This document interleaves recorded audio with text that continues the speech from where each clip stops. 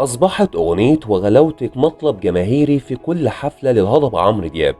عمرو رجع يغنيها لايف بعد صدورها ب 26 سنة في ألبوم عودوني سنة 98. يا هنايا ويا فرحة روحي من قلبي لقلبك طوالي وانا شوقي باين حواليكي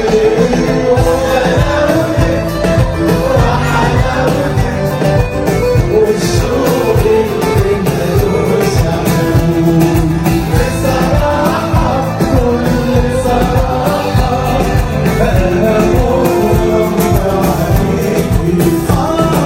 وعلق ملحن الأغنية محمد رحيم وكتب عبر حسابه على انستجرام وقال: أنا قمت من النوم لقيت تليفوني مقلوب رسايل والناس بعتلي فيديوهات غنوة وغلاوتك اللي من 26 سنة استجابة لطلب الجمهور، فأول مرة الهضبة بيغنيها من لفتة جميلة منه بعد عودتها للواجهة مرة تانية ونجاحها الكبير ودخولها قائمة التوب هيتس على بيلبورد أريبيا.